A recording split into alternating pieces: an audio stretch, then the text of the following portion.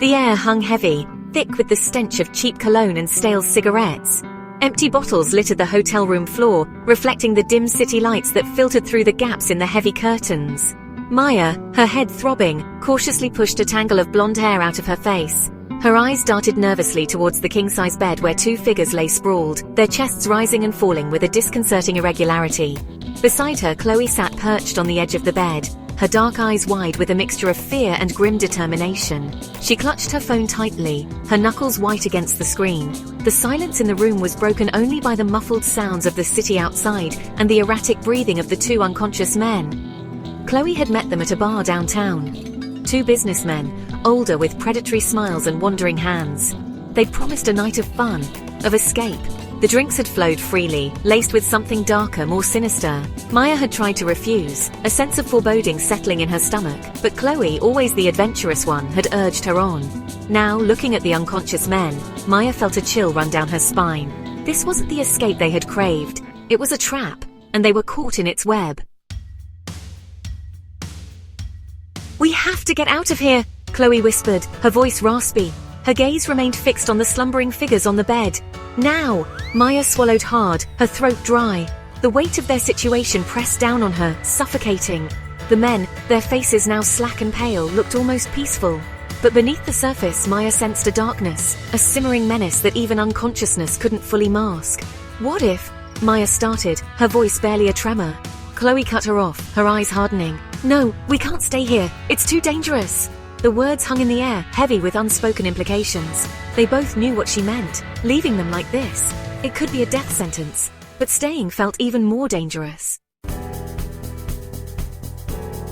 Panic clawed at Maya's chest, making it hard to breathe. The room seemed to spin, the air growing thick and suffocating. The men, the alcohol, the fear, it was all too much. She felt like she was drowning, pulled under by an invisible current. Chloe's hand on her arm was a lifeline. "Maya, focus!" Chloe's voice was sharp, cutting through the fog of fear. "We need to go, now!" Her words were a jolt, bringing Maya back from the brink. She took a deep breath, forcing herself to think clearly. They had to escape. They had to disappear. Moving with a swiftness born of desperation, they gathered their belongings, their movements frantic and silent. Chloe grabbed her purse, her fingers closing around the pepper spray she always carried. Maya snatched up her jacket, her heart pounding against her ribs like a trapped bird. They slipped out of the room, their steps muffled by the thick carpet in the hallway. The cool air of the corridor hit them like a slap, a stark contrast to the stifling atmosphere of the room they had just fled. Down the hallway, past the flickering neon sign of the ice machine towards the elevator. Each step was a victory, a step closer to freedom. And yet the fear remained, a constant companion whispering doubts in their ears. They didn't dare look back. The cool night air hit them like a wave as they spilled out onto the street. The city noises suddenly loud and jarring. The bright lights of a passing car momentarily blinded them, the world blurring into streaks of color. They ran, their lungs burning, until they reached a deserted alleyway, collapsing against the cold brick wall, gasping for breath. The adrenaline that had fueled their escape was fading, replaced by a bone-chilling fear. The enormity of what they had done, of what they had left behind, crashed over them.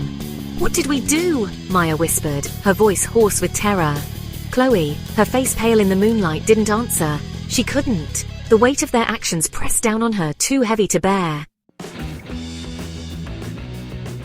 The days that followed were a blur of fear and paranoia. Sleep came in fitful bursts, haunted by nightmares of accusing eyes and sirens wailing in the distance.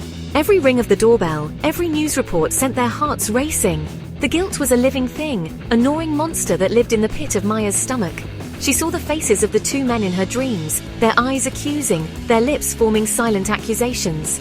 Chloe, outwardly stoic, wore a mask of indifference, but Maya saw the fear lurking in her eyes, the tremor in her hands. They were bound together by their secret, a shared burden that threatened to crush them both.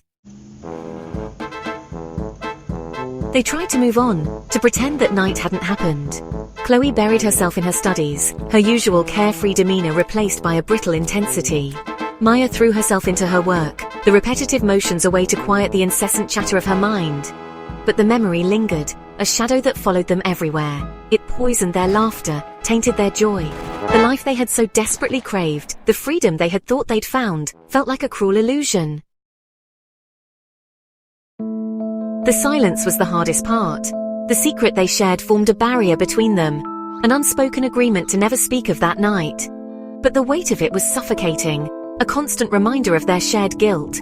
Maya wanted to confess, to unburden herself of the terrible secret that was eating her alive.